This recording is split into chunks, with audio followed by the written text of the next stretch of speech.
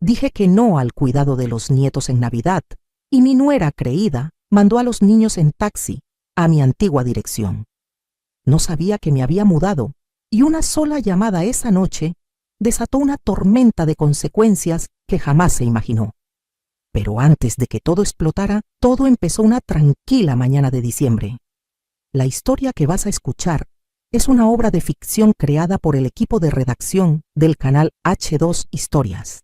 Está inspirada en situaciones reales para dejar lecciones sobre familia, sentimientos y valores humanos. Todos los personajes y sucesos son ilustrativos. Me llamo Inés Morales. Tengo 68 años. Estaba colgando una campanita plateada en la corona de mi puerta, la primera decoración en años, que era solo para mí.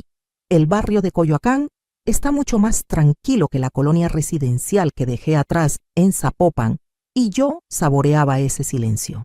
Nada de golpes inesperados, nada de emergencias de última hora, nadie dando por hecho que estaba disponible solo porque soy grande y vivo sola. Sonó el teléfono justo cuando di un paso atrás para ver cómo quedaba la corona. El nombre de Marisol apareció en la pantalla. Nunca preguntaba cómo estaba. Nunca. Planes para Navidad, dijo ya, con esa alegría de quien sabe que va a salirse con la suya. Perfecto, porque necesitamos que te quedes con los niños del 24 al 26. Luis tiene un compromiso de trabajo y yo sola no doy abasto con todo. Ni siquiera esperó mi respuesta. Siempre había sido así. Este año no voy a cuidar niños, dije. Mi voz hasta a mí me sorprendió. Tranquila, definitiva. Marisol soltó una risita suave como si estuviera bromeando. Inés, es Navidad. Claro que sí vas a cuidar. No voy a cuidar, repetí. Algo se le endureció en la voz. Está bien, yo veo cómo le hago, pero no estaba bien. Lo sentí en el silencio antes de colgar. Una pequeña advertencia de esas que solo reconoces después de años dejando que alguien te pase por encima. Me quedé parada con el celular todavía en la mano, la corona balanceándose apenas en la puerta. Si Marisol alguna vez se hubiera molestado en actualizar mi dirección, quizá ahí hubiera quedado todo. Pero no. Todavía tenía guardada la casa de Zapopan, y ahí fue donde todo empezó a cambiar mucho antes de que llegara la Nochebuena. No volví a saber de Marisol en todo el día, pero el silencio no consolaba. Me recordaba cada vez que sin querer la dejé manejar mi vida. La primera vez que me pidió ayuda fue como emergencia. Inés, no puedo salir del trabajo. ¿Puedes cuidar a Camila unas horas? Recuerdo que lo dejé todo, crucé la ciudad corriendo y la encontré lista para irse a comer con las amigas. Me salió con que surgió de repente, no te molesta, ¿verdad? Sí me molestaba. Solo que nunca lo dije. Después vinieron las fiestas perdidas. Te necesitamos en Día de Muertos. No controlamos a los niños en las posadas. Te puedes quedar a dormir, Luis está agotado. Cada petición parecía temporal, pero de pronto yo era la solución automática. Luis casi nunca hablaba en esos momentos. Me regalaba una sonrisa cansada, de esas que piden perdón sin palabras. Mamá, es más fácil si ayudas, ella se satura. Yo me decía que lo hacía por él. En realidad lo hacía por lo que Marisol quería. Una tarde, después de cuidar a los niños para que ella hiciera unos pendientes, la vi muerta de risa en un café con una amiga. Me escondí antes de que me viera. Ese día entendí que no estaba ayudando, estaba haciéndole el paro. Y mientras más decía que sí, más lo tomaba como ley y no como favor. Por eso, cuando esa mañana de diciembre le dije que no, sentí que algo se acomodaba dentro de mí. Un límite que nunca había trazado por fin tenía raya, solo que no sabía hasta dónde iba a llegar ella para borrarla. Marisol llamó al día siguiente antes de que terminara mi té de manzanilla. Vi su nombre y sentí el apretón conocido en el pecho. Igual contesté. Inés empezó con esa voz temblorosa, de ofendida profesional. Casi no dormí. No dejo de pensar en cuánto hemos dependido de ti. ¿Sabes lo pesado que está todo el trabajo de Luis, mis horarios, los niños? No entiendo por qué elegiste justamente esta Navidad para dejar de ayudar. No elegí la Navidad, dije. Me elegí a mí. Soltó un resoplido como si hubiera dicho la mayor barbaridad. Tú sabes que no tenemos plan B. Mi mamá está en Hermosillo. Luis está destruido. ¿De verdad nos vas a dejar en la calle? No están en la calle, dije. Son papás. Silencio. Luego la voz se le puso filosa. Órale, así estamos. Antes de que pudiera responder, me llegó un mensaje. Luis, mamá, gracias por ayudar. Nos sacas de un apuro. Marisol dijo que ya quedamos. Se me cayó el alma a los pies. Marisol no solo empujaba, reescribía la historia. Marisol, dije. Despacio le dijiste a Luis que yo había aceptado. Necesitaba tranquilidad, me cortó. Está bajo mucha presión. No quise sumarle. Eso no lo hace, ¿verdad? ¿Verdad? Se rió sin gracia. La verdad es que tú siempre ayudas. Siempre. Apareces porque sabes que te necesitamos. Así que sí le dije que aceptaste. Porque vas a aceptar. No voy a aceptar, dije con la voz firme. Bajó el tono frío como hielo. Vas a aceptar, siempre ayudas. Esta vez también. Colgó sin dejarme hablar. Me quedé sentada a la mesa, el mensaje de Luis, todavía abierto, las palabras de ella, retumbando como advertencia que llevé años ignorando. Había puesto un límite, y ella acababa de declararle la guerra. La llamada llegó cuando apenas colgaba el abrigo para salir por las tortillas. Un número desconocido. Casi lo dejo sonar, pero algo me detuvo. Señora Morales, dijo un hombre, habla el oficial Ramírez de la policía de Guadalajara. Tenemos aquí a 3 menores que dicen que los dejaron en su casa. Por un segundo se me fue el aire. En mi casa, sí, señora. El taxista dijo que la mamá le dio esta dirección en la colonia Providencia, Zapopan. Zapopan. La casa que dejé hace 8 meses. Ya no vivo ahí, dije, la voz me temblaba y la enderecé. Me mudé a principios de año. Hubo una pausa pesada al otro lado. Los niños dijeron que les habían dicho que usted los estaría esperando, siguió. Pero el inquilino actual no los conoce y nos llamó. Llevaban casi 10 minutos afuera. 10 minutos. Con el frío de diciembre. El corazón me golpeaba tan fuerte que tuve que sentarme. ¿Están bien? Ahora están a salvo, dijo bajito. Un poco asustados. El taxista se fue en cuanto los bajó. Corriera navideña, según él. Claro. Sin verificar, sin esperar a ver si había un adulto. Solo dejó a 3 criaturas en una casa donde ya no vivía nadie conocido. Marisol lo había hecho de verdad. Mandó a Camila, Gael y Emiliano en taxi, a un lugar donde ni siquiera confirmó que yo seguía viviendo. Como si mí nunca hubiera existido. Le expliqué al oficial la situación familiar, que mi nuera dio por hecho que cuidaría a los niños, aunque le dije que no. La voz se me quebró. No, sí sabía por qué lo hizo. Porque creía que al final yo iba a ceder. Porque siempre cedí. El tono del oficial se suavizó. Ya localizamos a la madre. Viene en camino. Solo necesitaba confirmar su relación. Gracias, susurré. Cuando colgué las manos no dejaban de temblarme. No de miedo a Marisol. Miedo por esos niños abandonados en una puerta que ya no era mía. Y alguien tomó una decisión que Marisol nunca esperó. El nuevo inquilino llamó a la policía en cuanto vio a los niños solos. Menos de 1 hora después volvió a sonar el teléfono. Número local desconocido. Contesté. Señora Morales, habla Vanessa Ramírez. El nombre no me decía nada hasta que agregó, soy la inquilina que vive ahora en su antigua casa de Zapopan. Se me cortó la respiración. Ay, discúlpeme todo esto. Mi nuera no debió... Tranquila, me interrumpió con suavidad. Quise llamarle porque imaginé que querría saber exactamente qué pasó. Los niños estaban asustados, pero ya están bien. Había bondad en su voz, pero también algo firme, como de quien lidia seguido con situaciones difíciles.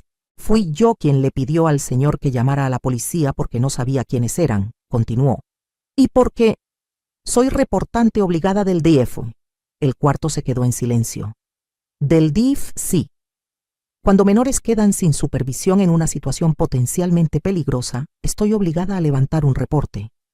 Más aún cuando los dejaron en dirección equivocada y sin adulto presente.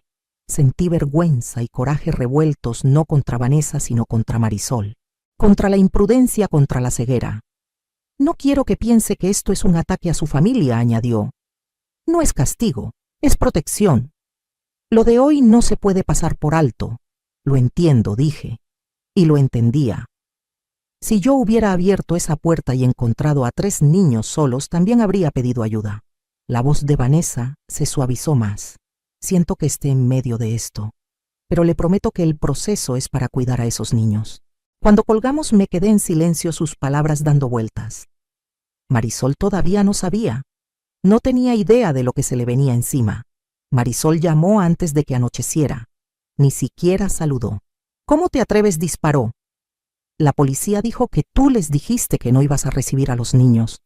Me tendiste una trampa, Inés. De verdad me la armaste. Yo no le tendí una trampa a nadie, dije. Te dije que no. Igual los mandaste. Tú sabías que el DIF se iba a meter si SEO. Sabías perfectamente lo que hacías. Antes de que pudiera contestar entró otra llamada. Luis. Cambié de línea con el pecho apretado. Mamá dijo sin aliento. Marisol me dijo que tú llamaste al DIF. ¿Por qué hiciste eso? ¿Por qué llegaste tan lejos? Yo no llamé a nadie, dije.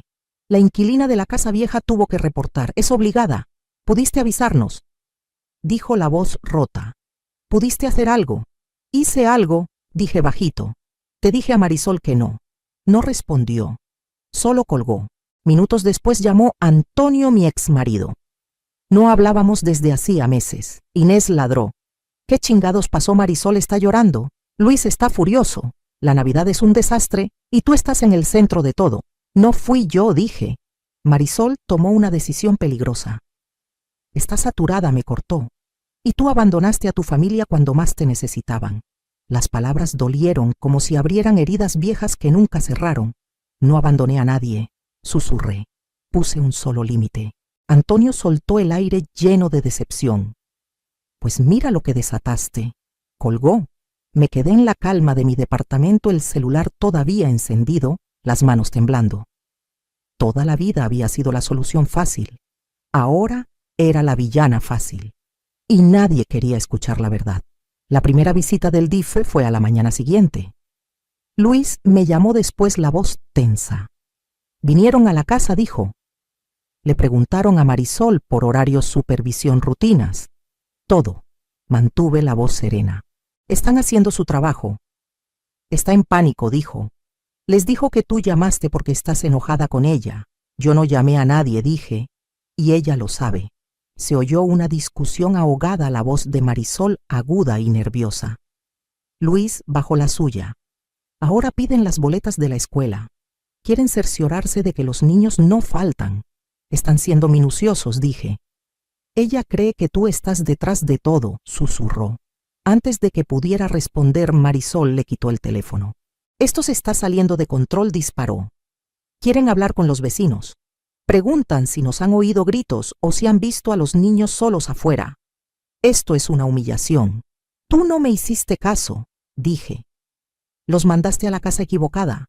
No sabía que te habías mudado. Nunca preguntaste, dije quedito. Se quedó callada lo suficiente para que la verdad le doliera. Luego volvió a atacar. Tú pudiste arreglar esto. Simplemente no quisiste. No puedo arreglar lo que no provoqué. Colgó. 2 días después Luis pasó a verme. Se veía agotado, más viejo. Mamá, ¿tú le dijiste a Marisol que podía irse a ese día de spa el mes pasado? Preguntó. Dice que tú la animaste. No dije. Ni siquiera supe hasta que ya había ido. Se frotó la nuca. Le está diciendo al DIF que solo deja a los niños con gente de confianza, pero cuando le pidieron nombres titubeó. Luego dijo que tu dirección vieja seguía siendo la correcta. Eso no es cierto, dije. Pues ya lo sé, murmuró. Empiezo a ver las grietas. No explicó más, pero no hacía falta. El peso de su voz decía todo.